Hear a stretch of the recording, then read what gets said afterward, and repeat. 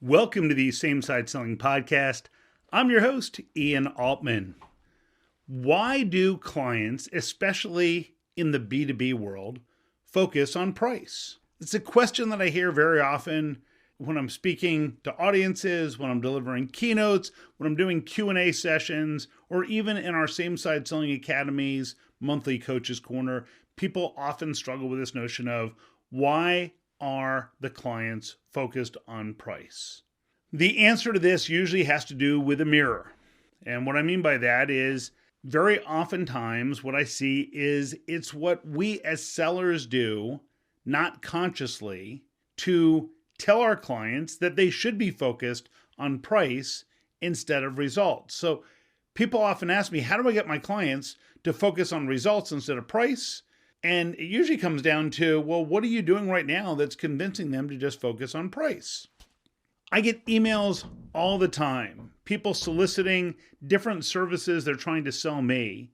And it usually comes down to something like, hey, Ian, I'd love to talk to you about X, Y, and Z, and maybe we can save you some money. Or I have a really good price that I can get you on this service. We're the cheapest way for software development. We have the least expensive marketing.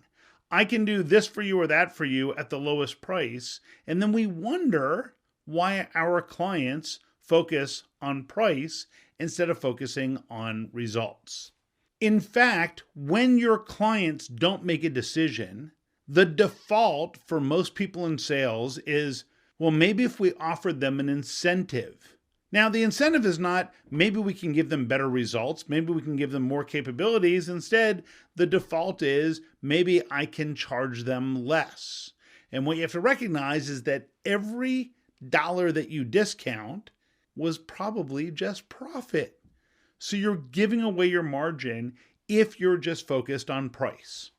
Years ago, we were doing a renovation on our house. It prompted an article I wrote in my column in Inc. magazine at the time that was titled Nightmare Home Renovation, What HGTV Doesn't Tell You. We had a horrible renovation experience because the original contractor we hired just did a terrible job. We ended up having to fire that contractor, hire a new contractor. And in the midst of all this, the framing was done, but we had to go out and hire our own people for electrical and plumbing and things like that. I became, in essence, the general contractor over a short period of time.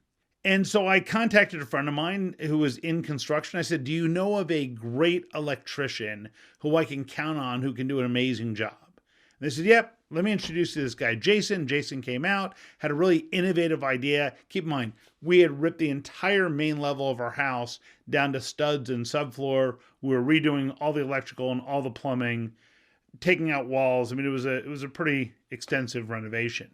And so Jason came out, he looked at everything that we needed, had a really creative approach and said, I can do this for you. It'll cost $12,500. I said, Jason, that sounds great. We're about 6 weeks from starting the project. I didn't get a contract from Jason. I didn't get anything in writing. It was just, he had given me a number. Now keep in mind, I put into my spreadsheet $15,000 because I knew that with electrical, there's always more that you need that you didn't think about. So I padded it by 20%. So my budget was $15,000 for that electrical work. Jason had told me $12,500. After about 3 weeks, Jason calls up and says, hey, we'd really like to do this project. And I've looked at the numbers and we could probably do it for $11,000. I said, Jason, that's great. We're about 3 weeks away from starting. Does that timing still work for you? Oh yeah, that'd be great. Fantastic. So then we get, now it's 2 weeks later after that part. So now it's a week before the end of that 6 week period I had told them. And Jason calls up and says, you know, if we can start next week, I'm going to have a crew available. We could even do it for $9,500. I said, that's great. We're going to be ready for you next week. So Jason started the project. They hit the ground running, did amazing work first couple of days. Then Jason wasn't on site. His crew was somewhat hit or miss. And weeks later, the project still wasn't done. And I was reaching out to Jason to try and contact him. He wasn't being responsive. We had paid about $7,500 of the $9,500 at that point, and I couldn't get them out to finish the work. So finally, through my buddy, we reach him. Jason calls up and says, well, the problem is there's no money in this type of project. No money? All I did as a consumer was agree to whatever number you gave me. So you started at $12,500. I put in my budget $15,000. You then came back a few weeks later and said, well, instead of $12,500, you could do it for $11,000. Then you came back 2 weeks after that and said, well, I can do it for $9,500. I paid you $7,500. There's $2,000 left in what you told me you could do it for. And ultimately you said, there's just not enough money in these types of projects.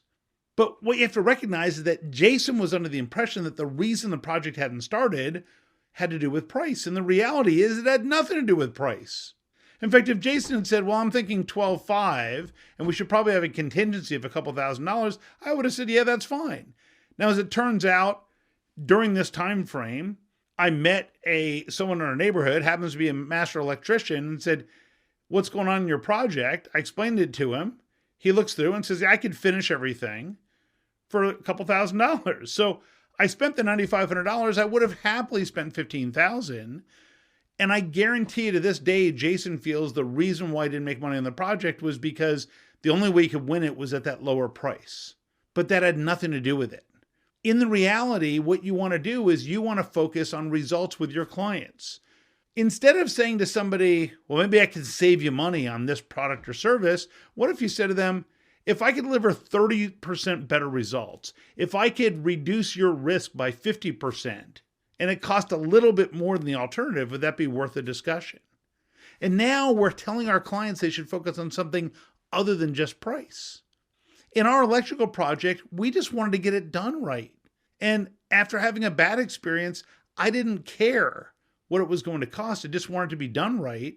But the seller believed that price is all that mattered. And price matters most when the seller believes price matters most. So because Jason thought price is all that matters, in his world, it is all that mattered. So next time you're faced with a situation where the client appears to be focused on price, look in the mirror. Determine whether or not you've set the expectation that it's all about price. And instead, think about how you can shift the focus from price to results by asking questions about what does success look like? How are we going to measure the results? And then if you hear pricing pressure, you can just simply say, well, based on the results you're trying to achieve, in order to do it for a lower price, we'd have to cut some corners. How would you feel about that?